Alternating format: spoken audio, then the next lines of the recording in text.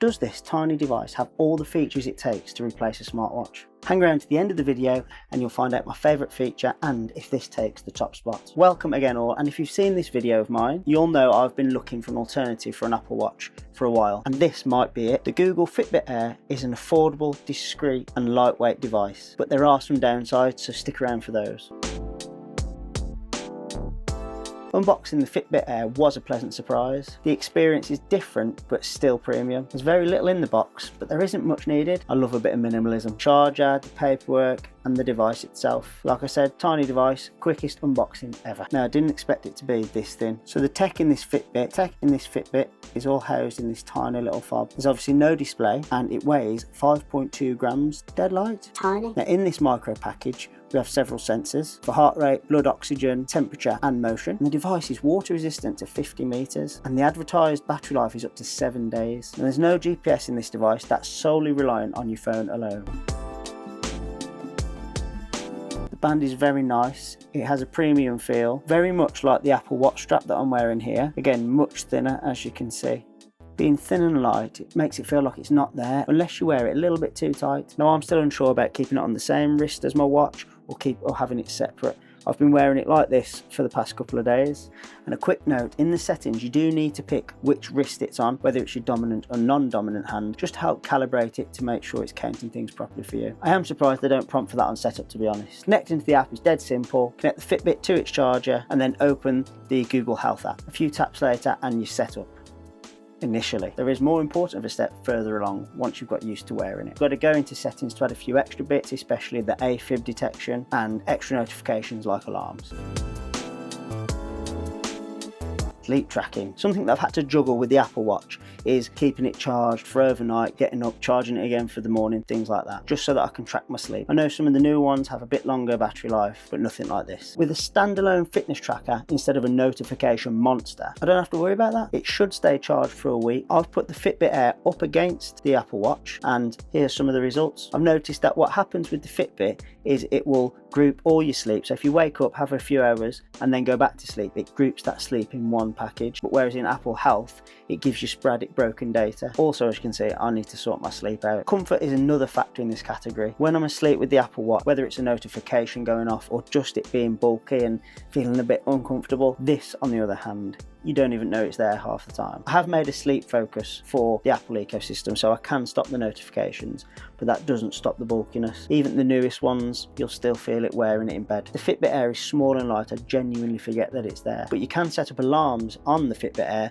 so it gives a strong vibration to try and wake you up or to give you an idea of when you should go to sleep. Overall, it's a major win for the Fitbit Air when it comes to sleep tracking. If you're enjoying this content and you want to help me get out of this shed, please like, comment and subscribe. Thanks again.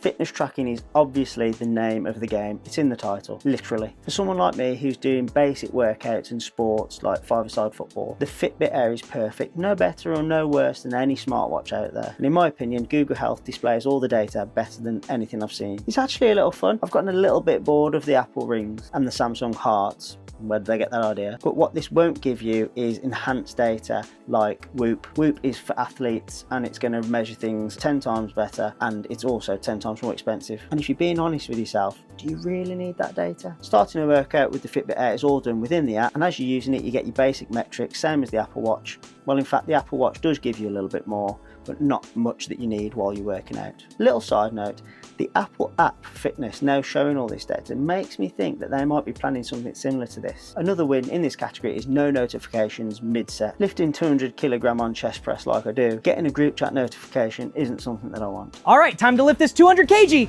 Ugh, come on, lift.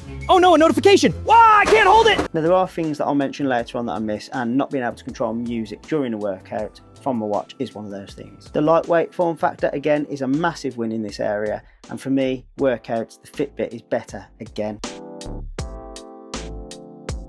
Not gonna lie, you're gonna miss some massive things if you switch solely just to the Fitbit Air. There are several big things that this device misses. The biggest thing of all for me is fall detection. This is one of the best features of any smartwatch. It's the reason why I got my own mum an Apple Watch and insist that she wears it all the time. Even for just regular people that might have an accident at home or at work and you're on your own, there's so many amazing cases where Apple Watch has saved people's lives from such incidents. So that is a huge miss for me. For me, I'll probably continue to wear both because of this and wear my automatic watches on days where I'm going out. Notification and replies are another area where obviously you're not going to get anything from the Fitbit Air, and that's where the smartwatch shines in its convenience. All your notifications, as many or as little as you want, all served up to you so you haven't got to get your phone out of your pocket. One thing I didn't realise I'd miss is controlling music. So whilst my phone's usually charging in the car on the way back, I'll control music from my watch, and overall smartwatches are all about convenience. You can respond from your wrist, control your music, control your home, and with AI there's so much more that you can do now just from your wrist. This is another massive miss, and I have found myself talking to my mechanical watch sometimes just because I'm so used to having that now. So there is a trade-off, and I don't think it's an either or. I think you can wear both, especially in this form factor.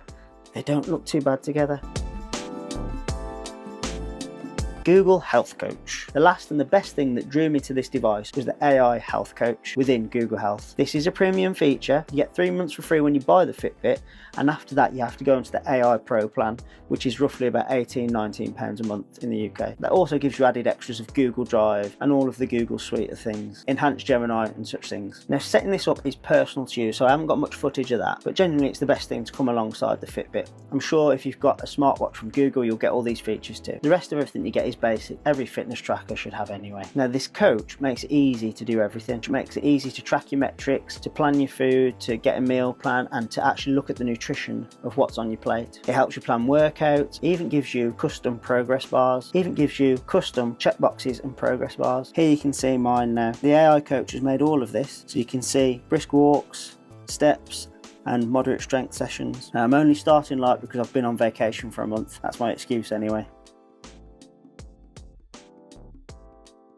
This is what AI should be for. This stuff, helping humans become healthier. And that's why I think I'm going to do a separate video where I just follow what the coach says for a month. Let me know if you think I should do that in the comments and we'll get straight on it. See if we can get a little bit fitter. You can take a photo of your food and you can even type in what food you have, but how accurate the nutrition data is, I'm not sure. I have faith in it. Even if it's just something, it's better than tracking nothing. But doing all this is so easy by just talking to the AI coach or taking a picture, which is the real convenience in it all. But gym macro bros, I think you're going to want to stick with macro factor. The only thing that would make the coach better is if there was direct integration with Google Gemini. That might be coming, it might be something that's already available, but I just don't know how to do it. But that would be excellent if you could just be on the go, say those words and tell it what you're eating or tell it what you're doing. Like I've already said, data is used fantastically throughout the app, and the way it makes progress easier to track is wunderbar. When you first get the Fitbit and you first start using it, another feature of the AI coach is that it auto detects workouts. So I went to a theme park this week, Alton Towers, shout out, and as I was walking around it's recorded 3 different walking workouts. Now they weren't workouts, the pace was quite low, but then I've asked the coach what do I do with these, and it gives you advice on whether to keep the workouts or not, and it actually helps to calibrate the data personal to you. Using this for the week that I have, I can already see others looking to copy this. With the new Siri and other AI agents, it's too good of an opportunity to miss. An Apple Fitness Band sounds good, doesn't it? And if they do that, I'll probably get rid of this unless I keep on switching towards Android, which is another video. Watch it in the description. And that is a bit of a worry for Google, I imagine, because Google Health and Fitbit are doing so well at the moment, especially with this AI coach.